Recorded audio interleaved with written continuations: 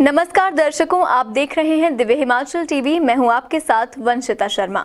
जाहिर है मैं आपको बताएंगे देश, दुनिया और आपके आसपास की कुछ अहम खबरें। इसके अलावा हमारे आज के दिव्य हिमाचल समाचार पत्र पर भी नजर डालेंगे और भी कुछ जानकारी आपके लिए लेकर आए हैं। तो अंत तक कार्यक्रम में बने रहिएगा।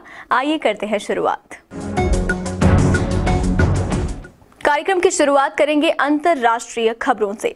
चीन ने विज्ञान और तकनीक के क्षेत्र में पिछले कुछ दशकों में जितनी प्रगति कर ली है, वो बड़े बड़े देशों के लिए भी खतरे की घंटी है। American space players Elon Musk और जेफ बेजोस को टक्कर देते हुए चीन जल्द ही अंतरिक्ष पर्यटन की दुनिया में बड़ा मुकाम हासिल करने वाला है। माना जा रहा है कि चीन अंतरिक्ष में महल को तैयार कर रहा है, जहां घूमने की लोगों को मौका भी मिलेगा।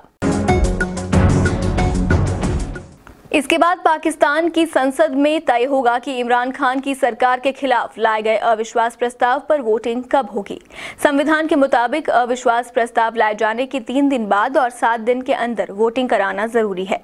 पाकिस्तान में सत्ता के आंकड़ों पर नजर डालें तो इमरान को पहले 176 सांसदों का समर्थन हासिल था, लेकिन 24 सांसदों के बागी होने के बाद अब इमरान सरकार के साथ 152 सांसद ही खड़े हैं।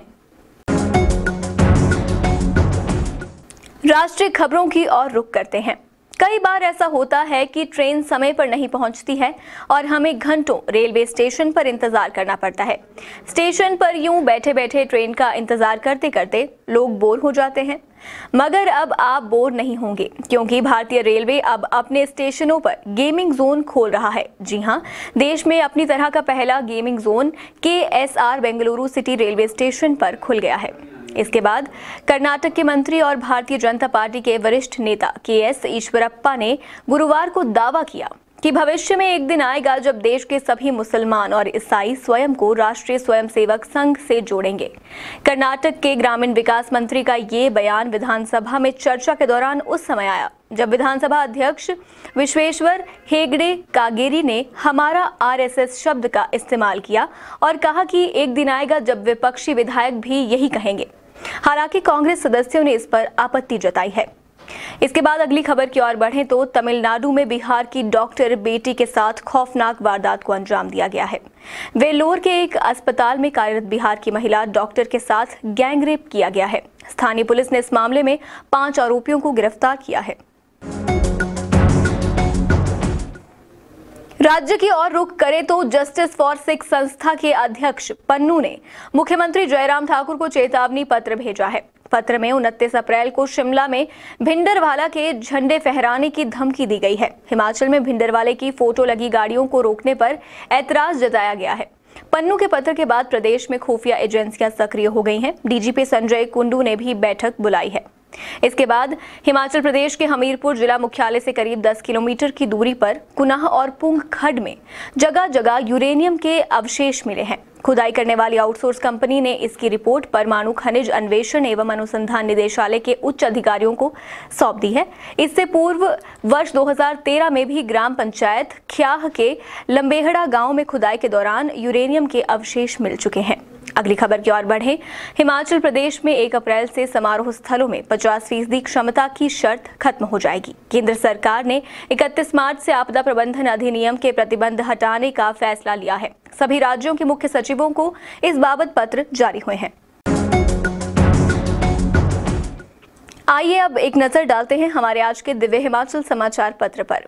हिमाचल प्रदेश हाईकोर्ट ने गुरुवार को एक महत्वपूर्ण निर्णय में व्यवस्था दी है कि क्लास 3 और 4 कर्मियों को विभागों द्वारा वेतन निर्धारित करते समय की गई अधिक अदायगी की वसूली गैर कानूनी है।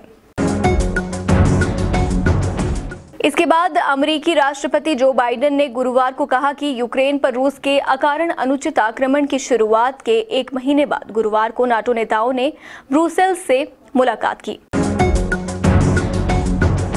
इसके अलावा हिमाचल के पुलिस जवानों को हायर पे बैंड का मामला वित्त विभाग से लगभग सुलझ गया है। अतिरिक्त मुख्य सचिव वित्त प्रबोध सक्सेना ने शिमला लौटते ही इस फाइल को क्लियर कर दिया है।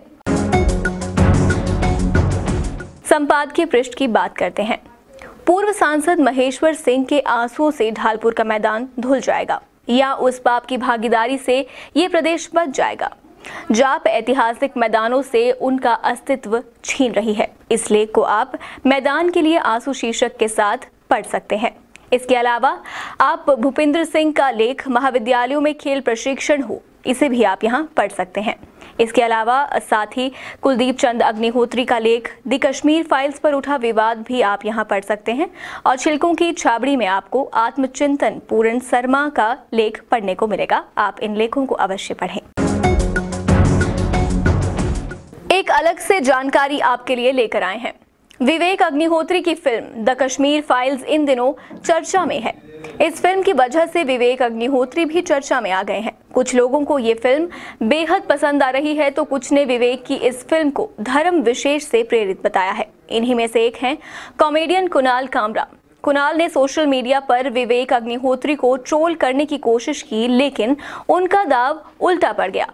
एक इंटरव्यू में विवेक अग्निहोत्री से पूछा गया कि क्या फिल्म की कमाई से कुछ पैसे कश्मीरी पंडितों को दिए जाएंगे, तो उन्होंने जवाब दिया कि जब कमाई होगी तब देखेंगे।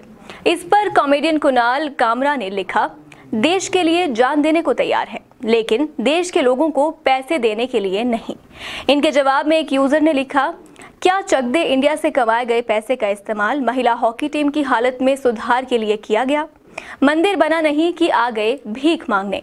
वहीं एक अन्य यूजर ने कुणाल कामरा को ट्रोल करते हुए लिखा, तुम्हारा पूरा करियर ही लोगों को गाली देकर बना है। हालांकि कुछ यूजर्स कुणाल के सपोर्ट में भी ट्वीट कर रहे हैं।